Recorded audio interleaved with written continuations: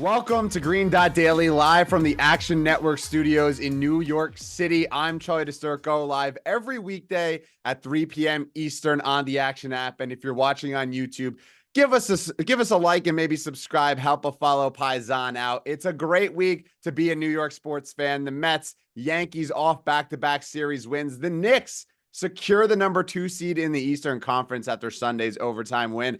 And all eyes are on the New York Rangers, who can win the President's Trophy with a win tonight at home against the Senators. But stop me if you've heard this before with that Eastern Conference race. The wild card is heating up. It's a 4-way race for that final spot. Nick Martin hops on to discuss further. And we talk WNBA drafting Caitlin Clark with Dano Mataya. But of course, it's the NBA playoffs, so we have to start there on the hardwood. And if you were watching the Masters on Sunday, let me catch you up with some storylines from the final day of the regular season. The Knicks, I mentioned, overtime win behind Jalen Brunson's 40 points, and the Bucks, Milwaukee losing on the final day, continuing their slide. They're just 3-8 in the last 11, giving up that 2 seed, dropping to the 3.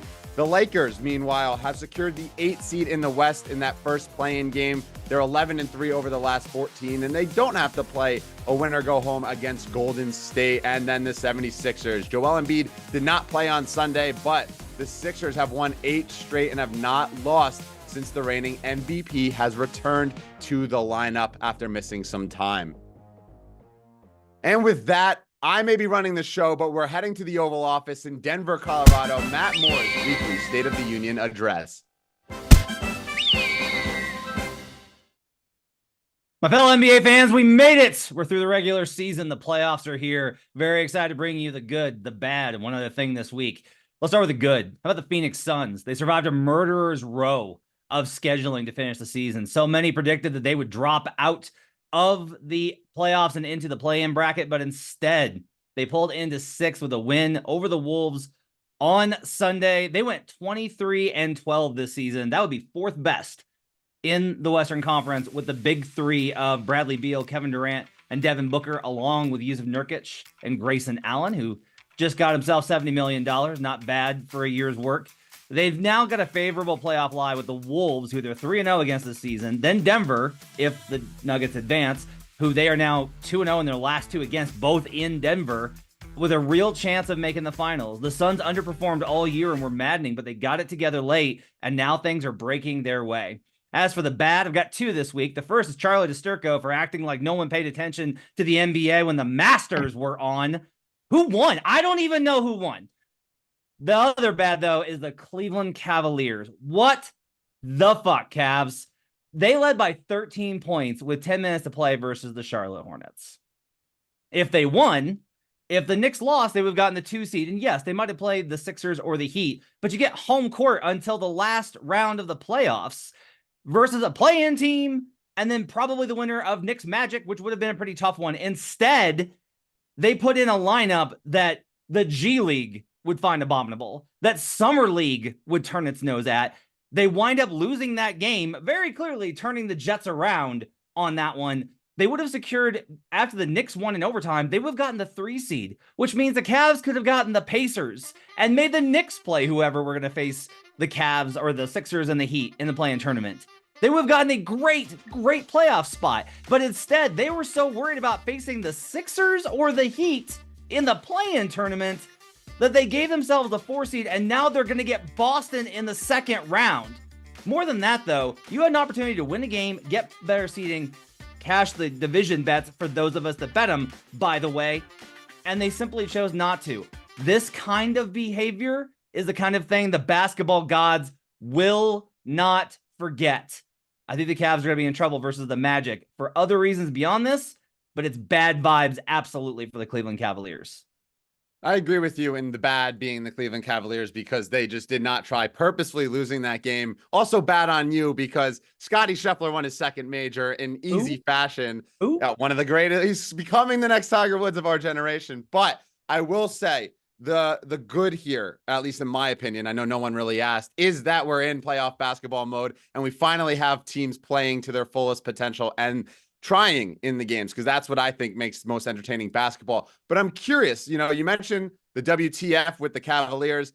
the New York Knicks went to overtime. They got that 2 seed. They secured the home field or home court until that Eastern Conference Finals. Are you at all like maybe they shouldn't have played Brunson, OG, and DiVincenzo 40 plus, DiVincenzo 50 plus minutes? Or is this one of those, go get the home court advantage, get that 2 seed, even if Philadelphia awaits in that next game?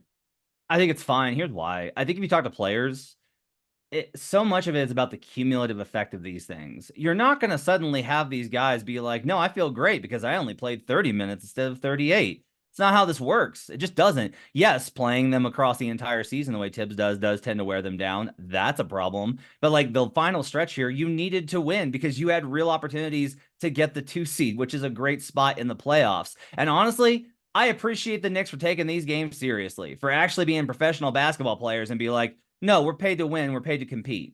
We'll take the smoke. We'll take on the Sixers or the Heat. We want it. That's what you should do. You should want to compete. So good on the Knicks for doing that. That's why one other thing I want to get to this before we get out of here this week is the Matt Mitchell rule. It's named after our audio producer, director of podcast, Matt Mitchell. It's something that we found in the NBA playoffs. Here's the basics of it. Underdogs that cover win 71% of the time straight up in the playoffs. Favorites who win the game cover 81% of the time. These margins are important. If you're going to be betting on the spread on a dog, you need to put some money on the money line. And in a lot of cases, you should just bet whoever you think is going to win that game. If it's the favorite, bet the spread. If it's the dog, bet the money line, because the outcomes tend to correlate very strongly with that. One of the reasons for this is that, like DiSturco mentioned, in the regular season, you have variance in terms of how teams perform and in lineups. It's not just how hard they play in the NBA playoffs. It's who they play and how long. Starters play more minutes, so these advantages get wider. You have less variance because you're not going to have as many instances of the bench getting outscored by a bazillion points because they're not trying to manage the minutes. If things start to go sideways, coaches will call timeout and get their guys back in. All of this leads to this Matt Mitchell rule where you need to be using this as a guiding factor in your playoff betting. If you like a favorite, lay the points. If you like the dog, grab the money line. I don't love you boosting Matt Mitchell's ego here by giving him a rule and giving him a title here, but I am curious. You mentioned a little bit on that money line bet for like novice bettors that are trying to get into the NBA playoffs. Are you looking totally to put like on the spread and the money line for an underdog, or are you gonna just sprinkle a little bit on that money line because some will be 7 to 10 point underdogs? Right. So I think a lot of this is I really do genuinely believe that depending on the spot, you just need to go ahead and bet the money line. Now, I'm not saying if it's a huge dog to go ahead that way, but if you think they have a chance, right, you better consider it. And then honestly, a lot of the way that you should approach this is if you're betting on that dog, you need to consider this as like, can they win this game? If you're like, no, they absolutely cannot. I just think that they can hang within the spread. You don't have to bet it. Just let that one go by. If you do not think they have any scenario where they win this game, you should not be betting it, even if you don't like the number. That's a reason to pass on by a bet, in my opinion. And there you have it, Matt Moore, to giving us the State of the Union. But we still need to get some picks for tonight or for today's show. You're going to start out in the Lakers Pelicans. Lakers 11-3 in their last 14, fresh off a 16-point win over New Orleans on Sunday. LeBron's triple-double, 17 assists. Do the Lakers win this game, or are they going to find themselves with a win or go home in that second playing game? It's all right, DiSturco. I don't blame you for not knowing the schedule. You're too concerned with Paddywhack McGee going 2 under on a Sunday at some place in Georgia. All right, so let's take the Lakers here on the money line -107. The Lakers are serious. The Pelicans are not. This is a continuing problem for the New Orleans Pelicans. You saw it again on Sunday.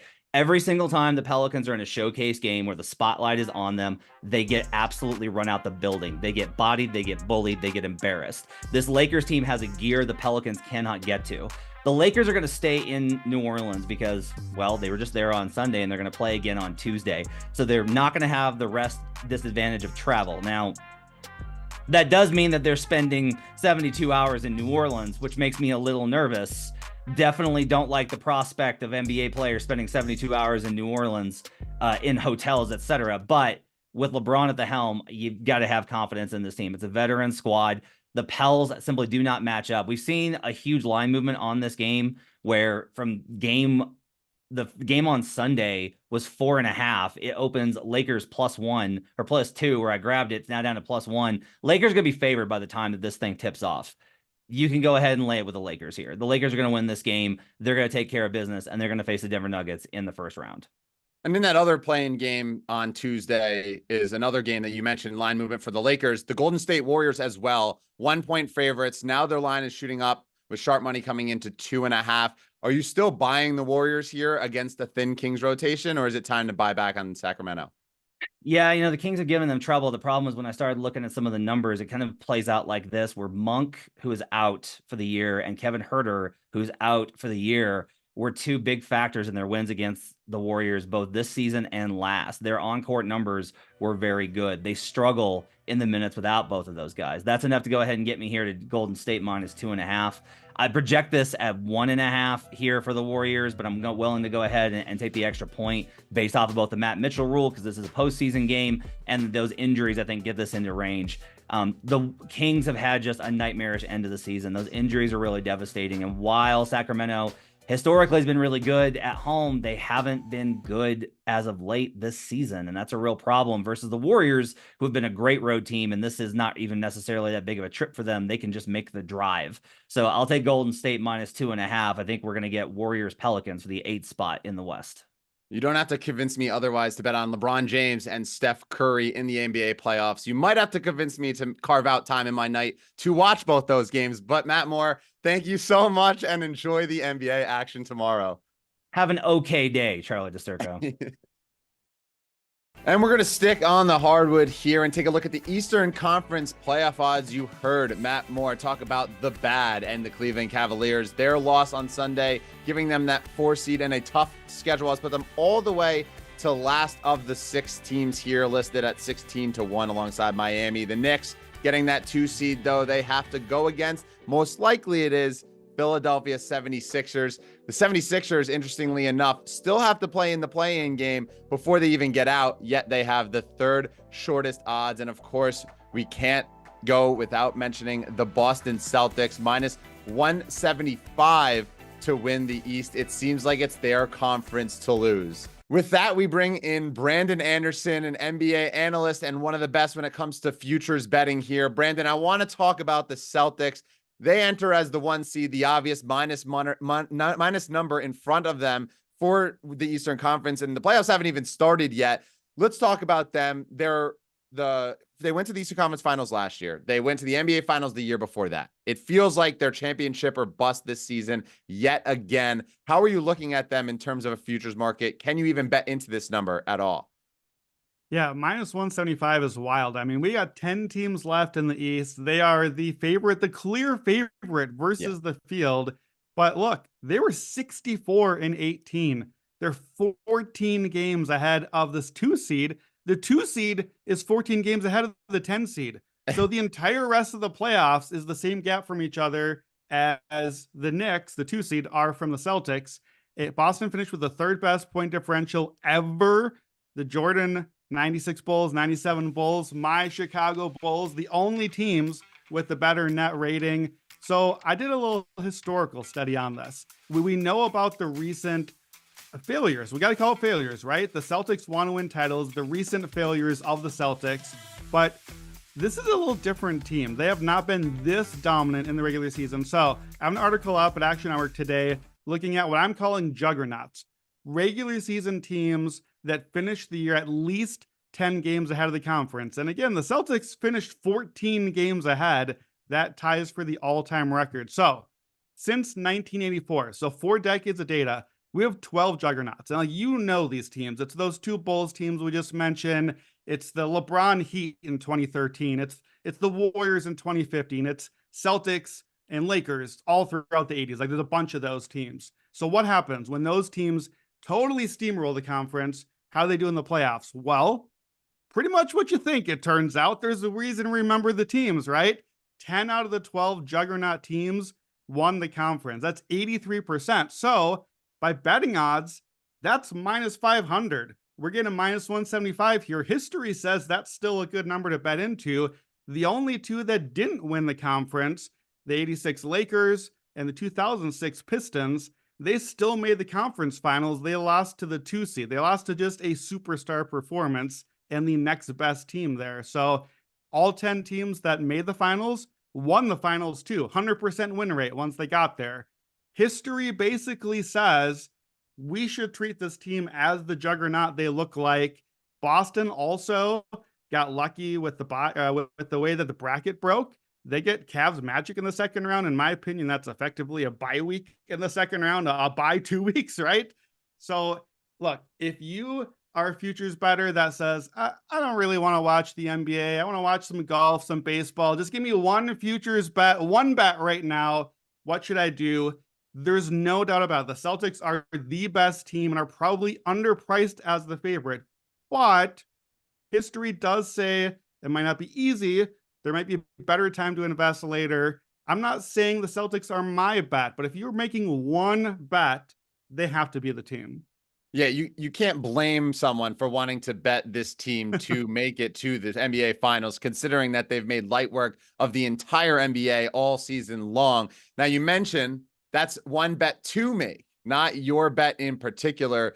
Instead, you're heading to who I mentioned earlier in the show, the Philadelphia 76ers. They have a play-in game before they even make it to the playoffs itself. Tell us why you're buying Philly with Joel Embiid back. Yeah, I can't believe I got here. I am not a big Philadelphia sports guy, but here I am on Sixers Island, I guess. Well, not much of an island, let's be real, but heading to the playoffs, Boston is the most likely team to win these. That doesn't make them the best bet. I think the Sixers are the best value on the board. Joel Embiid is back, and Joel Embiid looks pretty good. If you look at the numbers, if you watch him play on the eye test, he looks a lot better than he usually looks coming back from these injuries away. And look, we have a lot of data of being able to see that in a lot of seasons. Importantly, the free throws are still there. We've seen that tank from a lot of guys around the league, from a lot of stars. Embiid is still getting to the line 10 times a game, so that's huge for him. And I think there's a little bit of like reverse recency bias here. Until Embiid got hurt around Christmas time, before Christmas, the Sixers were 20-8. That is a 66-win pace. They were the Celtics. They were number one in net rating ahead of the Celtics. They were top 3 offense and defense. Then Embiid got hurt, played a little bit. They went 9-9. Then he shut it down. They went 11-28 while he was out. 11-18 while he was out. Now he's back. What happened? They're on an 8-game winning streak right into the playoffs. They can't lose with him. And I think actually Philadelphia might be better now than they were earlier in the year, because since he went out, Kyle Lowry, Philadelphia guy, back in town, playoff leader, emotional leader, stabilizer, probably important on this team. Buddy Hield, the knockdown shooter. Man, you got to guard Embiid in the post. You got Maxey coming at the rim. And now you got Buddy, like literally one of the best shooters in NBA history from 3. DeAnthony Melton is back. He's going to be underrated, but his defense being back. And I think really the defense is where they missed Embiid and Melton. And the other thing too, Embiid missed all his time. So it's like, well, I don't know. Is he healthy? Is he rusty? We don't totally know yet. We don't know Embiid's knee. We can't know that for sure. But Embiid's season, when he had his best playoff run, his deepest and best performance was 2021. In that season, he only played 51 games. He missed most of March and came back. And it turned out maybe that actually bought him some rest. Maybe big man got to kind of sit out, get that body healthy while everyone else has been grinding, and then made a run. So I think we're getting actually a bit of a discount here. I think the Sixers are almost a 1B to the Celtics if Embiid really is healthy. Even if he's not 100%, I think they're close. So getting them plus 900 to win the East, I think is a great bargain. We're taking a risk. There's a play-in. There's the Embiid health. Look, they might have to play the Celtics in the first round. If they lose on Wednesday night, that's the only option left. But hey, look, at least Embiid's healthy for the series. I like it. Plus 900 win the East is my favorite futures bet right now. Title odds, my article had it at 30-1. It's dropped now to 20-1 without moving the East price. I don't love that. I still think it's a good price, but I'd rather just play the East margin now. But somehow, Charlie, I don't know how we got here. I'm in on the Sixers. I know it sucks to see that they have the Knicks most likely if they win on deck. Because as a New York fan, I like to. It's very scary for Joel Embiid. And you mentioned Joel Embiid, how healthy? Yes, how well will he sustain this series? But he played 30 minutes per game in the 5 that he came back for, and he's dropped 39 and 5. So it's not like he's putting up rookie numbers, like he's putting up MVP like numbers when he's playing in that limited time. You mentioned, I do want to circle back real quick. You mentioned there might be a better time to invest in Boston. Is this one of those things with Philadelphia where maybe you find yourselves in the Eastern Conference Finals, say they steal a game in Boston? Would you be looking to maybe buy back on Boston and then secure yourself guaranteed profit? I think that's a good spot to put yourself in, especially if you have the Philadelphia position already. I looked the history teams I looked at, even though they usually won the conference and won the finals, most teams, really all but 2 of the teams, which were the 86 Celtics and the 96 Bulls, who are regarded as like 2 of the best teams in NBA history. Anyone but those teams still maybe lost game 1 and fell behind. Maybe they were 2-2. Maybe it went to game 7. Somewhere along the way, there was still a touch point. There was still like, okay, here we are again, Celtics. Can you do this? So history overwhelmingly says, even though Celtics should be favored, there probably is going to be a spot later where they're trailing in a series, or they drop a game from the threes aren't falling, or they hit a game 7. That's what Boston's done. They've given away games and played long series. So I think they probably win. They keep going, but that's the spot I think where you can buy in later. Maybe it's the Sixers, maybe it's another spot, maybe it's the Bucks, but that doesn't look likely the way they're going lately. Yeah, and let's talk about the Bucks. You mentioned, how they're going lately. They have not been winning. That's what they have not been doing. And Giannis Antetokounmpo his status is in doubt for that opening game against Indiana. The series itself, the Bucks are just 1.5 point favorites at home in that game 1. Are you looking to buy Indiana from a futures perspective, or are the Bucks going to be able to close the door even with Giannis's status in doubt? Yeah, I'm still in the lab getting ready for the playoffs, but the one series I knew to bet immediately when we got it locked in is give me Pacers over Bucks straight up. Give me the series spread. Give me the escalator. I'm all in on Indiana. Doc Rivers took over the team for Milwaukee. They're 17 and 19 since then. They're 18th on offense, 15th on defense. 18th on offense is really bad because they were second on offense before Doc took over. So they've dropped out what they're doing offensively, and he hasn't helped them defensively, the thing that he's supposed to do. Giannis out is a big deal. History usually says that how the teams played in the regular season matters just in the first round. The Pacers and Bucks played 5 times. The Pacers won 4 of the 5 times. They knocked them out of the in-season tournament. They have Indiana, not Milwaukee, has the #1 offense since March 20th. Tyrese Halliburton, not great playing through injuries, but finally the last few weeks looks himself again. The Pacers have the 2nd best record in the East against 500 teams or better, even though they are buried here as the 6th seed. Pacers are great at home. Bucks are not good on the road. So if Giannis misses a couple home games and the Pacers take an early lead, now we're back in Indiana. That's where the Pacers are best. So I think really too, as you think about the series, the longer the series goes, the less you like it for Indiana. Because now there's more chance Giannis is back. Maybe the Bucks find their footing. Maybe they get going. So I like the Pacers. And if you like them, I think you have to be aggressive and bet on a possible short series. So I like Pacers. It opened at plus 230 yesterday. It's not plus 230 anymore, especially with the Giannis news. I'm seeing like plus 140, 150 out there. Give me the Pacers plus a game and a half. Give me the Pacers on the series plus 144, wherever you get it. And give me the Pacers minus 1.5 and minus 2.5. I think they could win this series like in 5 games, plus 450 on that last one. That's the series escalator. I think Indiana's going to score. They're going to get into the paint. And I don't think the Bucks can actually score that well without Giannis. So I like the Pacers. They are going to be my top pick of the first round.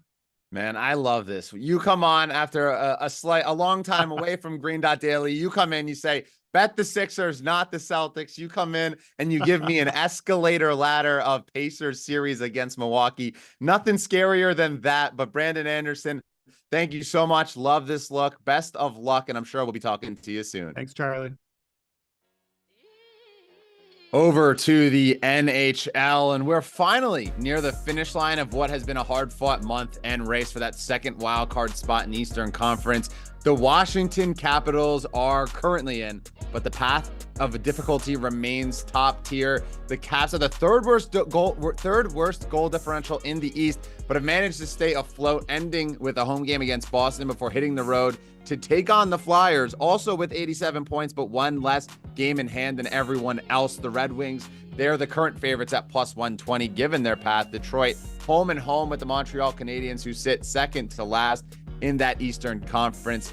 And then 1 point back and still alive remain the Pittsburgh Penguins, though their future is seemingly bleak.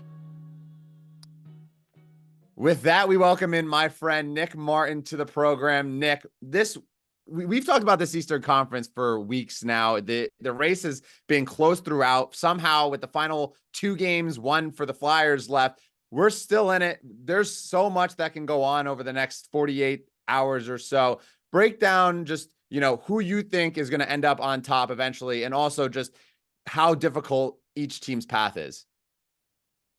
Yeah, we've discussed this, I think, like the last 5 times I've come on Green Dot, but it just keeps getting better, right? Like these final two nights, we have to talk about it again because it's just coming to such a good finish. So there's a ton of important games in this race tonight. The Wings are the favorite per odds makers to get the spot, and I have to agree with that because you look at it right now, they don't hold the tiebreak over Washington, but if they go 2-0, the Caps would have to go 2-0, and the Caps are playing the Bruins and the Flyers tomorrow back to back, and I don't like the Caps' chances in that game either. So I think Detroit's going to find a way to get it done tonight versus Montreal. The really interesting game is going to be tomorrow in Montreal, which will have a really good playoff atmosphere. I think we will see the Canadiens make that into a really interesting game.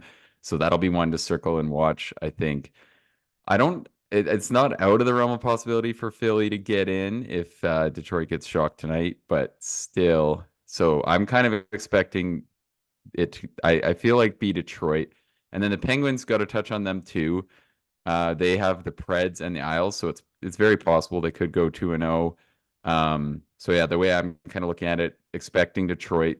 Pens obviously the second best chance, I think, despite where the Caps are sitting.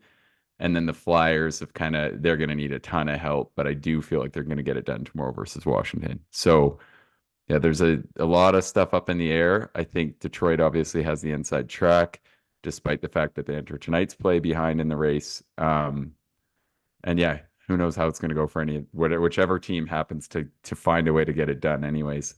Yeah, having Boston is such a short end of the stick here with 2 games in hand. And then the Flyers, of course, really fumbled the bag, having the chance to get in that wild card spot, going on that losing streak. And now they have just 1 game left comparatively to everyone else who has 2 in hand, with this just being 1 point from top to bottom here. But I do want to ask you, the Penguins are on the outside looking in.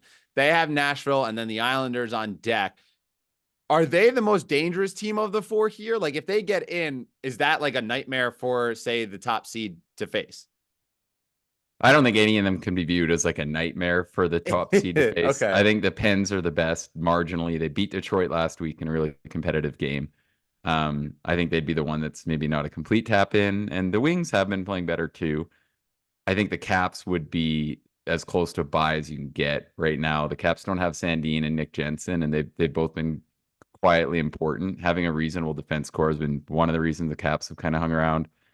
And with those 2 out, that upside takes a significant hit. So I think the Caps anyone in first would love to see them get this thing done because, but that's why I'm pretty low on their chances. Boston's still playing a meaningful game tonight in Washington. And I actually think people are a little low on the Bruins right now, as I've kind of been noting. Which is also the last thing I'll throw out there quick too, just as a little bit of bonus. I do think that the Bruins could definitely end up resting guys tomorrow, which is an interesting note with the lines already out for the Senators-Bruins game in Boston tomorrow. Interesting. Yeah. So, I mean, obviously, you mentioned that they might rest guys. You look at how everything's shaking out right now. Obviously, there's the Eastern Conference wild card race that's heating up. There also happens to be the President's Trophy race that's heating up. And that brings me to where your best bet is tonight. The Rangers play the Senators at home. The Rangers, if they win, secure the President's Trophy, and thus making, the Bruins next game seemingly meaningless. Maybe we see some people pull their guys earlier or don't play their top line as often.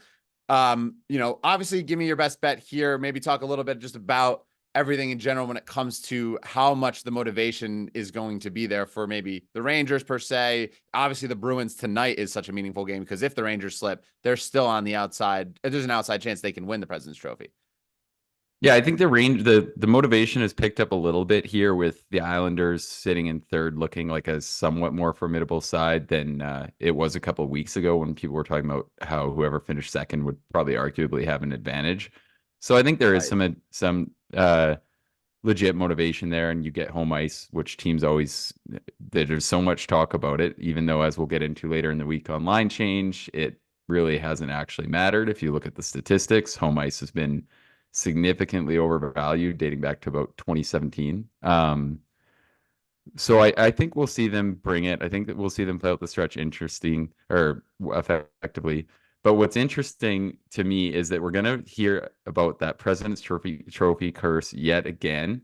And it's one of those things, and I've made this point. I think it's less of a curse than people think, because what happens in hockey is the favorite's not that much of a favorite, right? And this year's more extreme, but there's 10 teams that are so close in the standings that, yeah, they're going to win the President's Trophy. They're still going to enter like plus 800 to win most sports books. So when they inevitably lose, people will probably couple it in with that curse thing, when I think most of the time what's happened in hockey is the team that wasn't the President's just isn't that much better than everyone else.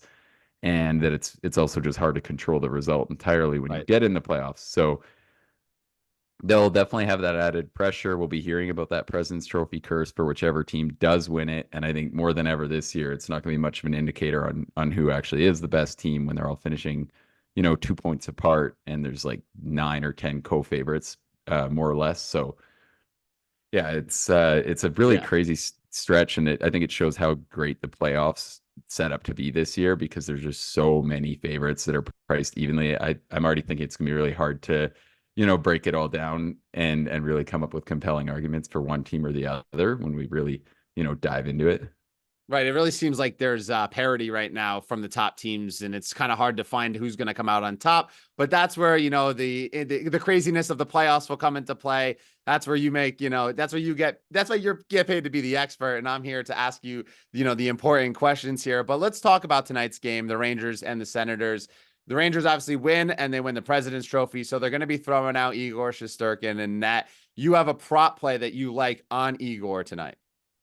Yeah, it's one of my favorites. You've tailed it with me a lot. I try to pick these spots where you're just going to get one of these trademark Rangers performances where they kind of lean on Igor a little bit and find a way to get it done. And I think that narrative sets up pretty well versus the Senators, who actually control a lot of the play at even strength. They've done that all season long, and their ability to create chances has never been the reason that they're has been as awful as they have been this season. And I think we're going to see that continue tonight. 25.5 is a very low total for a Shesterkin save prop. So you're getting a lot of credit for the situation and how supposedly bad the Senators are. But over the last month, the Sens still rank right in the upper third in terms of chances created. So it's a pretty heavy discount. I do think that the Rangers have played slightly better defensive play, or better defensively of late. And I do think that this spot is going to, maybe play a little tighter. But I don't think the Sens are going to lie down. You can see that they're really up for this game. They have been a really solid underdog for the last couple of years. Their problem has kind of been letting down in the spots they're supposed to win, and that's remained true this year. So I think this is going to be a really good game. I think the Sens are going to make it competitive. We'll see. The caveat to that is that they always get horrific goaltending from Korpisalo, who just always seems to let up a few softies in the first. That's also great for this prop, though, right? If the Sens go down too early on a couple soft goals and then push the rest of the way, that would be perfect. So I think 25.5 is a little low. I like it to minus 130.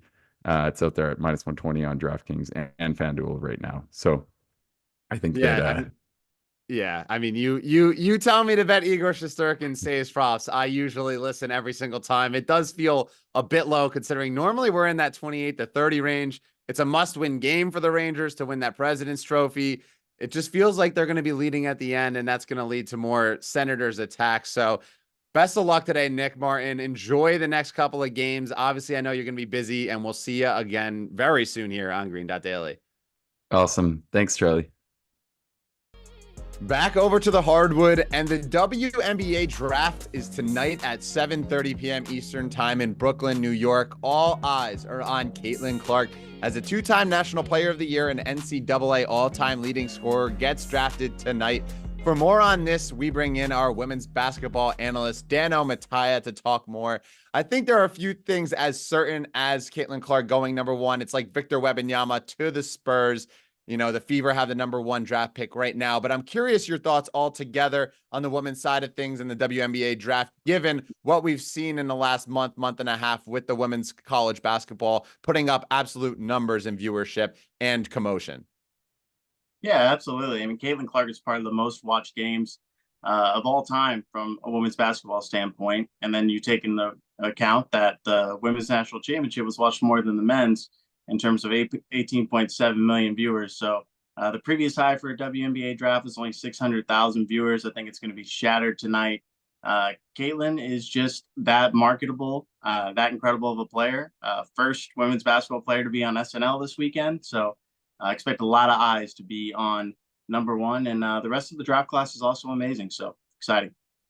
Yeah, few players are generating as many numbers and eyeballs as Caitlin Clark right now. And we saw the uptick both, in viewership and even betting on the NCAA side of things for the women's tournament. I'm curious in general for the WNBA too. Do you see record-breaking numbers coming to the WNBA given, the growing just overall eyeballs on the sport in general, then adding Caitlin Clark coming over as well to the mix? Yeah, it's crazy. If you look at a lot of the markets right now, the Indiana Fever are one of the only teams that have regular season win totals up. Nobody else. And Caitlin's technically not even a part of the team yet. So it's super exciting. I'm sure they're already getting a lot of action there. Who knows what kind of numbers they're going to shatter this year in terms of a betting standpoint. And that's great because you get more options. I mean, the NBA is endless in terms of props and everything. So it's awesome to see what Caitlin Clark is doing to the league in terms of betting. And probably a huge boost for you as well, having more markets to attack on the women's side of things. But let's talk the Rookie of the Year award, because Caitlin Clark, she's going to open as the heavy favorite. I think there's no denying that she's probably going to be the front runner and most likely win the Rookie of the Year award. But even if it's hers to lose, and she hasn't even been drafted yet, do you feel like it is hers to lose? Or do you think that there are other ways that you can attack this market as far as the Rookie of the Year goes? I mean, it's definitely hers to lose. I think when we have a consensus number one pick, I think the last time that player lost was Sabrina when she tore ACL her rookie year, 2 games in, which, happens. And, God forbid that would happen to Caitlin. It'd be a disaster for the WNBA as a whole. But Elena Delle Donne won over Brittany Griner, I think, 2011, and she was the number 2 pick. But I think you're looking at a team that is somewhat of a playoff team and has a player that can come in and add value right away. And we probably aren't going to see that with picks 2 through 5, or I guess 2 through 4. So you're looking at somebody, whoever the Dallas Wings draft, I think is a great option.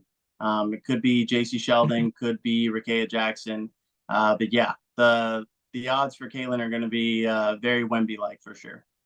Yeah, and it seems like it is her award to lose at the end of the day. But let's go back to that WNBA draft tonight. Obviously, it's not available in every single state where sports betting is legal, but there are a few markets that you can bet into.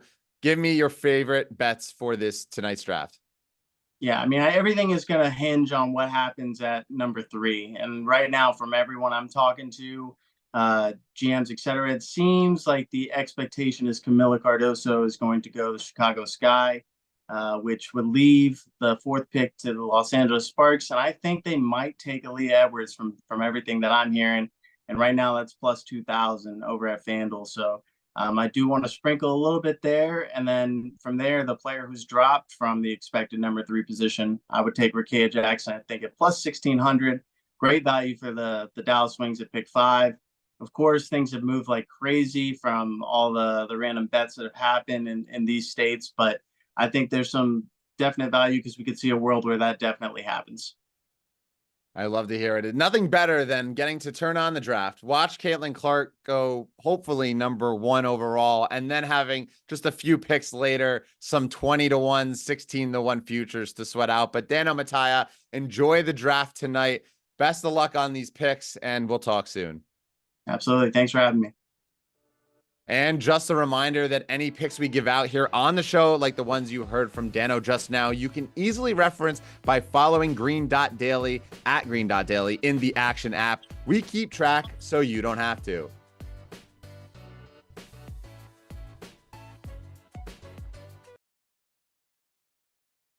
Eastern on the from Green Dot Daily. I'm Charlie DiSturco. Thank you for watching. I'll be back here tomorrow at 3 p.m. Eastern on the Action app and Action YouTube. A reminder, if you're watching on YouTube, subscribe and give us a thumbs up. It really helps.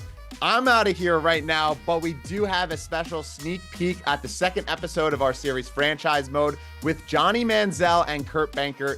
This episode airing at 4 p.m. Eastern. That's just in, about 20 to 30 minutes from now. The two break down Jaden Daniels when it comes to the NFL intangibles, his best fit, and more. Take it away, fellas.